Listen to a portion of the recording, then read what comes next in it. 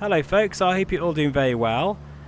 This is just a quick update video on the 5 things that I absolutely, well, almost can't live without now with the Somnium VR1 headset, which is a super high-end headset coming out very soon.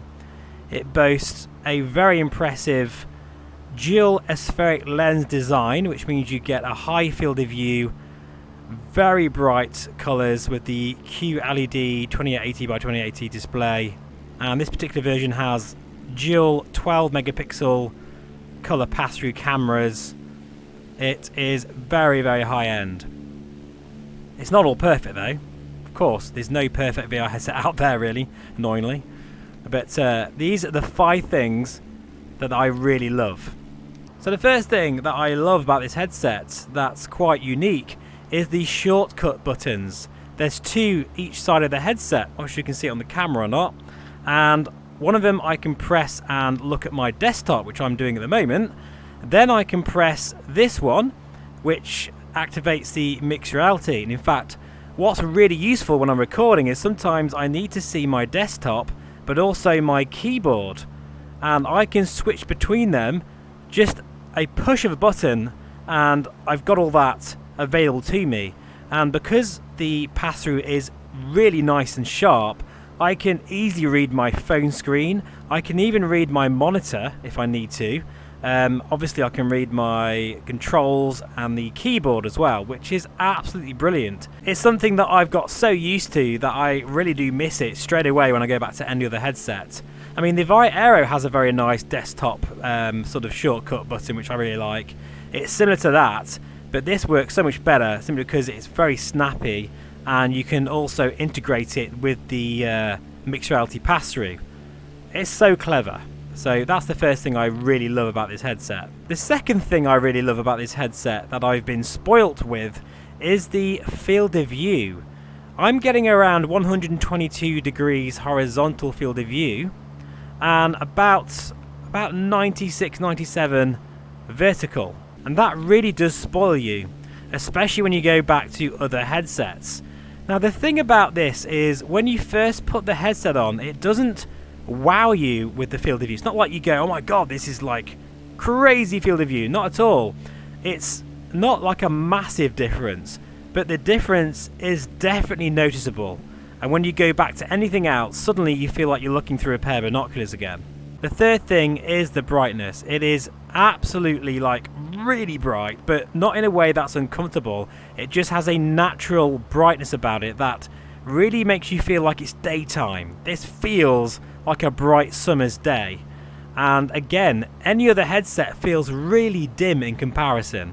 I don't know how they've done this because it's basically the same display as the Crystal, but no, I think the difference with the optics, the power going through it, and whatever magic they've got going on really makes this feel like a super bright, naturally bright summer's day. It's very, very nice.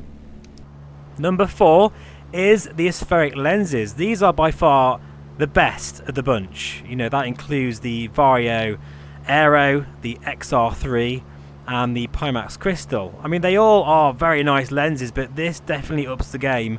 This has a much better sweet spot, less geometric distortions going on as well. And it's just a very nice place to be. So yeah, I really love the sweet spot in this thing. It just makes it a joy to use. It's not quite as good as the Quest 3 in terms of optics. Don't confuse that with the image quality, guys. There's a massive difference there.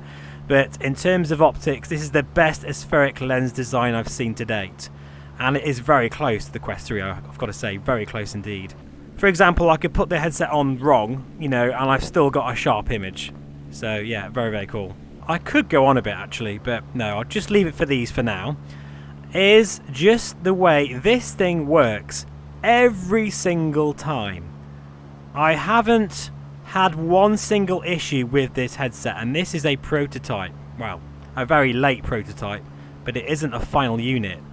And it just never complains. I've never had any crashes, disconnects.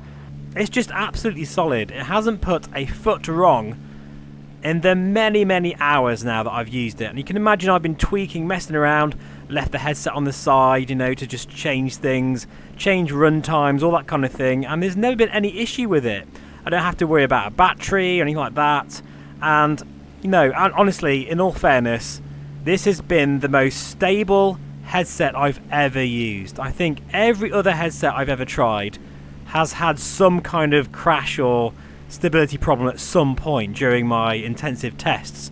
This hasn't put a foot wrong. And I think there's a lot to be said for that, because this is expensive. I know it's expensive, guys, and for most people it will be out of reach.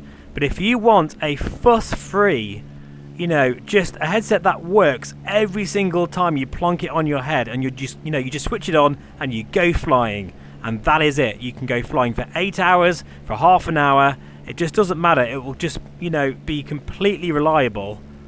Then the Somnium VR1 is absolutely your headset.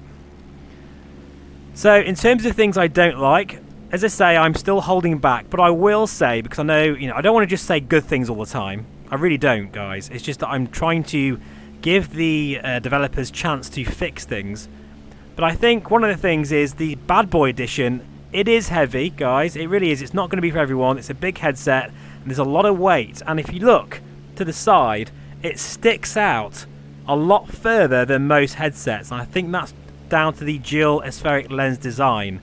It's definitely, it sticks out more, and because of that, the weight isn't quite as well balanced. However, I am using a sort of makeshift strap. This is not the final version, so it's going to be interesting to see how that changes in the when I get the final unit. There's going to be a counterbalance on the back, I believe. The head strap's going to be more supportive. At the moment, I'm using a Studioform bouncer kit, which works really well, actually, and I've been flying now for about an hour, and I feel fine. But, you know, knowing some people, you know, because I'm used to heavy headsets, it doesn't bother me so much. This will be a bit much for some people. Keep in mind, this is the XR edition, the mixed reality. It has those very expensive sensors in it, which are doing amazing things, and the pass-through, as I've said before, is really, really impressive. But in terms of weight, there's definitely a bit there. So it's just something to keep in mind, guys. And as I say, this is no big screen beyond. In fact, there's no other headset that is like that on the market. But this, in terms of image quality, is just the best that I've ever seen today. It really is. That could be number 6. I could also mention the chromatic aberration. There is some there. I think it's very unrealistic to expect no CA. Every single headset I've ever tried has it. Especially aspheric lens design. It's something that is tricky to, you know, get a good balance of no chromatic aberration and a good distortion profile. It's a fine balance, and I do believe it's going to get better on the final unit. This one does have it a little bit. It's not, honestly, it doesn't bother me at all. It's no worse than any other headset. Certainly not. In fact, it's actually quite good, but it is there, and you may see it in my through the lens video. So, you know, this is not a perfect headset. Absolutely not. But to be honest, at this point in time, this is my daily driver, really. It's the best VR headset for flight simulation right now. I think that's probably obvious, especially considering this isn't a final unit. It really does some amazing things. The clarity of this thing is incredible. But, you know, there is some things to be worked out. So that's just a bit of an update video, guys. Having had the headset now for a couple of weeks, I'll keep you informed, and as I say, once I get the final production unit, I will give you my full in-depth review.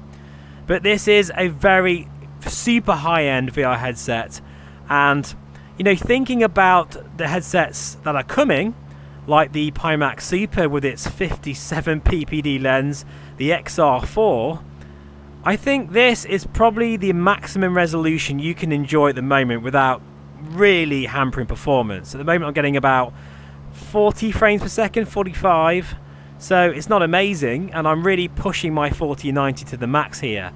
I just can't imagine what it's going to be like running a Pimax Super.